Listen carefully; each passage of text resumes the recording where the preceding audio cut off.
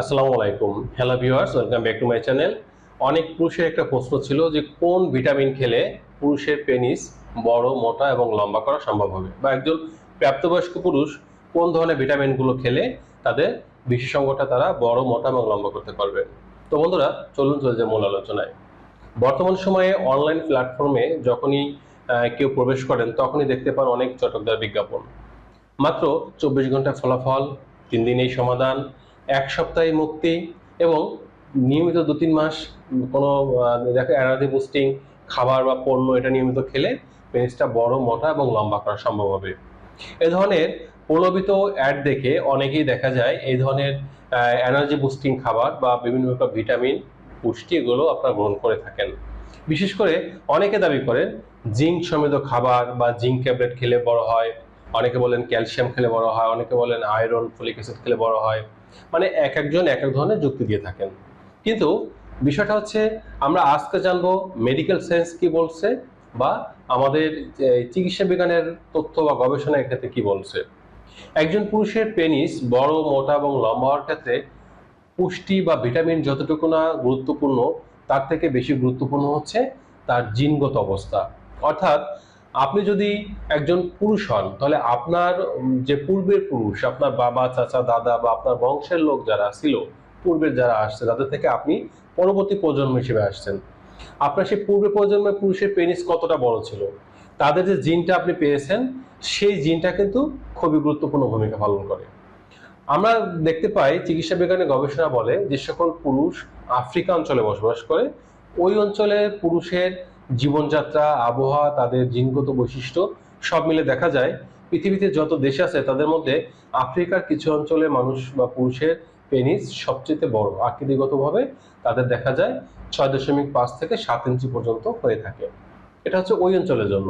কিন্তু আমাদের বাংলাদেশ, ভারত, শ্রীলঙ্কা, মায়ানমার বা এই যে রিজিয়ন, দক্ষিণ এশীয় অঞ্চলের যে সকল পুরুষ আছেন, এদের পেনিসের গড় দৈর্ঘ্য হচ্ছে 3 ইঞ্চি থেকে 4.5 বা 5.2 ইঞ্চি পর্যন্ত হয়ে থাকে। তবে সর্বোচ্চ 6.2 ইঞ্চি পর্যন্ত কারো কারো হতে পারে, সেটা এক্সেপশনাল। তবে ম্যাক্সিমাম দেখা যায় 3 ইঞ্চি থেকে 5.2 ইঞ্চি পর্যন্ত মোটামুটিভাবে পাওয়া যায়।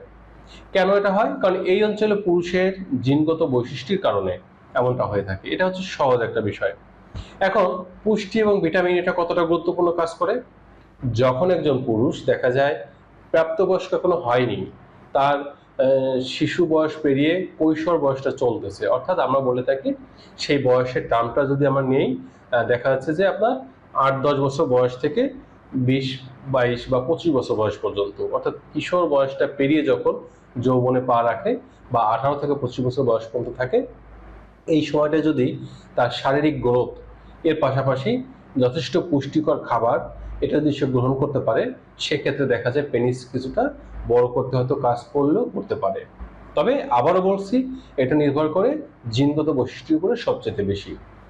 তো যখন একজন পুরুষ প্রাপ্তবয়স্ক হয়ে যান, এরপরে কিন্তু আর পৃথিবীর যত নামি দামি আপনি ভিটামিন বা এনার্জি বুস্টিং খাবার খান না কেন, আপনার পেনিসটা কিন্তু বড়, মোটা এবং লম্বা করা আদৌ কোনোদিন সম্ভব না।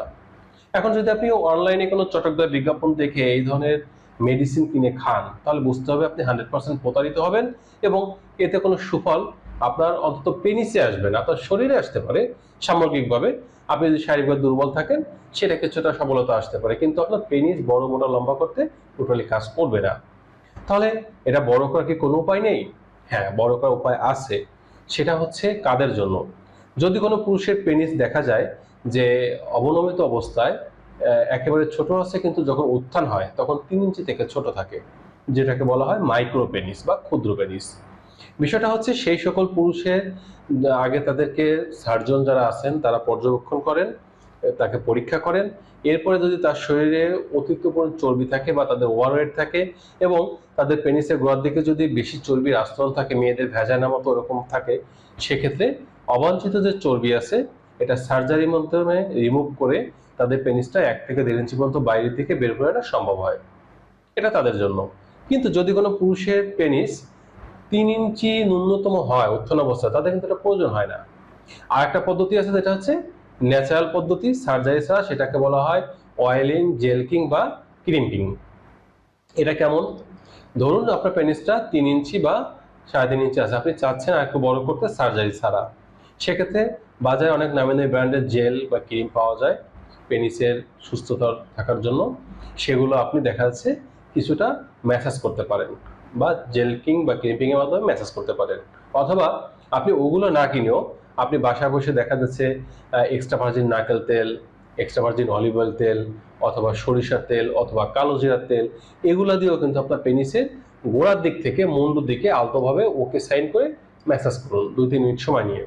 এরপরে গোড়ার দিকটা ধরে এই হাতের 3টা আঙ্গুল ব্যবহার করে ঝাঁকান, 20 থেকে 30 বার ঝাঁকি দিন। এর পাশাপাশি পেনিসের গোড়ার দিক থেকে হাতের এই 5টা আঙ্গুল এইভাবে আলতোভাবে টেনে এনে মুন্ডুর এখানে যে খাতটা আছে এখানে আলতো একটু টান দিন। এইভাবে করে এই 3টা যে এক্সারসাইজ দেখালাম পেনিসের, এগুলো করুন। এগুলো করলে যেটা হবে, একটানা 6 মাস যদি করতে পারেন, তাহলে আপনার পেনিস যদি ভিতর থেকে কোনো নার্ভাস সিস্টেমের কারণে ওটা দেখা যাচ্ছে যে সংকুচিত হয়ে থাকে, সেটা প্রসারিত হবে বা পেনিসটাকে সর্বোচ্চ আধা ইঞ্চি বা হাফ ইঞ্চি পর্যন্ত বড় করতে কাজ করবে। এইটা ছাড়া আপনি যদি অন্য কোনো পদ্ধতি অবলম্বন করেন বা কোনো ভিটামিন পুষ্টিগুলো খান, এটা কিন্তু কোনো গুরুত্বপূর্ণ ভূমিকা রাখবে না। এটা কিন্তু চিকিৎসা বিজ্ঞান বলছে। তার থেকে বড় বিষয় হচ্ছে যে আমাদের দেশের পুরুষরা কেন তাদের পেনিসে সন্তুষ্ট থাকে না? অন্যতম কারণ হচ্ছে পর্ন ভিডিও থেকে বিকৃত জ্ঞান আহরণ করা।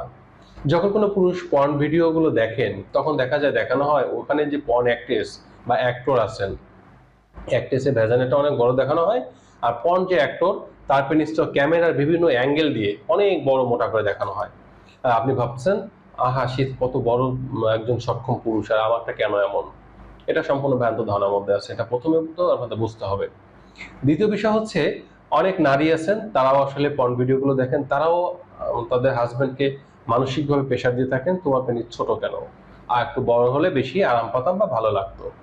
আবার অনেক পুরুষ আছেন দেখা যায় যে তারা যখন তাদের কোনো ফ্রেন্ডের পেনিসটা দেখেন কার্যক্ষেত্রে, তখন সেটা দেখেও কিন্তু অনেকটা নিজেদেরটা ছোট মনে করেন বা হীনমন্যতা ভোগেন। মূলত পুরুষের পেনিস কিন্তু 2 প্রকার হয়ে থাকে।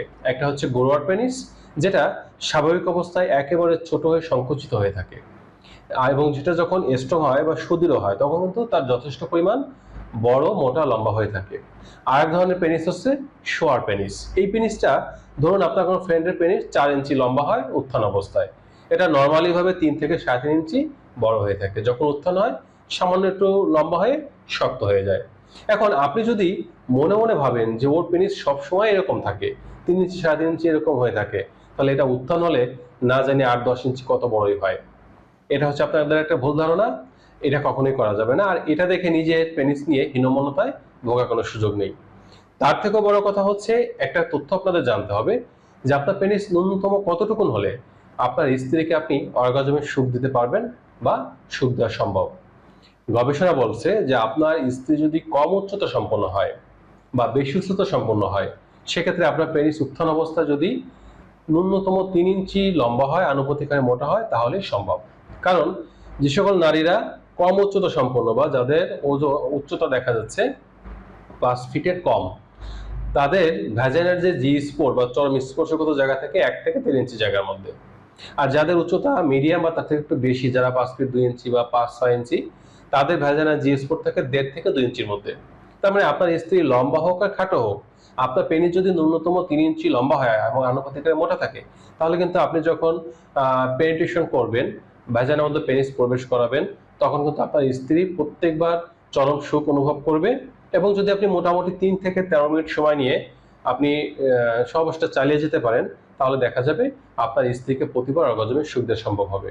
কিন্তু যদি এমনটা হয় আপনার পেনিসটা 5 ইঞ্চি, 5.5 ইঞ্চি বা 6 ইঞ্চি লম্বা হলো, আনুপাতিক হারে মোটা হলো, কিন্তু আপনি 1 মিনিটে বেশি সময় নিতে পারছেন না, তাহলে কিন্তু সেই পেনিস দিয়ে কোনো কাজ হবে না বা স্ত্রীকে অর্গাজমের সুখ দেওয়া সম্ভব হবে না। মূলত একটা বিষয় মাথায় রাখতে হবে, পেনিসের আকার আকৃতি থেকেও গুরুত্বপূর্ণ ভূমিকা থাকে যে ন্যূনতম যে সাইজটা থাকতে হবে 3 ইঞ্চি, এটা আছে কিনা, এবং মিলনের সময় আপনি মেইন প্লেতে যখন যাবেন তখন 3 থেকে 13 মিনিটের মধ্যে একটা সময় নিতে পারছেন কিনা, এটা হচ্ছে সবচেয়ে গুরুত্বপূর্ণ। আর আমাদের দেশে যে সকল পুরুষ ভাই এখনো চটকদার বিজ্ঞাপন দেখে প্রলোভিত হচ্ছেন, পেনিস মোটা লম্বা করতে চাচ্ছেন, তাদেরকে আবারও একটা মেসেজ দিচ্ছি, এটা আসলে কখনোই সম্ভব না বা এটা হয় না। আর আপনার স্ত্রীকে সন্তুষ্ট করার জন্য বড় মোটা লম্বা পেনিসের প্রয়োজন হয় না। মূল বিষয়টা থাকে যথেষ্ট পরিমাণ ফোরপ্লে করা এবং ন্যূনতম 3 থেকে 13 মিনিটের মধ্যে একটা সময় নিয়ে মেইন প্লেতে থাকা। এটাই কিন্তু স্ত্রীকে অর্গাজম শুদ্ধির জন্য যথেষ্ট। তো যারা এতদিন পেনিস বড় মোটা লম্বা করার জন্য বিভিন্ন মেডিসিন খুঁজে বেড়াচ্ছিলেন, খাচ্ছিলেন, তাদেরকে বলবো এই জায়গা থেকে সরে আসুন। কোনো বন্ধুর পেনিস দেখে, পর্ন ভিডিও দেখে নিজে নিজে প্রলুব্ধ হবেন না, হীনমন্যতায় ভুগবেন না, বা এই ধরনের মরীচিকার পিছে ছুটে শুধু শুধু সময়, অর্থ এগুলো অপচয় করবেন না। তো বন্ধুরা, এই ছিল আজকের বিষয়। নারী এবং পুরুষের স্বাস্থ্য বিষয়ক তথ্য বা পরামর্শ পাওয়ার জন্য কমেন্ট করতে পারেন। আমি এবং আমার টিম চেষ্টা করবো আপনাদের কমেন্টে রিপ্লাই দেওয়ার জন্য বা ওই বিষয়ে নতুন কোনো ভিডিও উপহার দেওয়ার জন্য। আজ এ পর্যন্তই। আল্লাহ হাফেজ।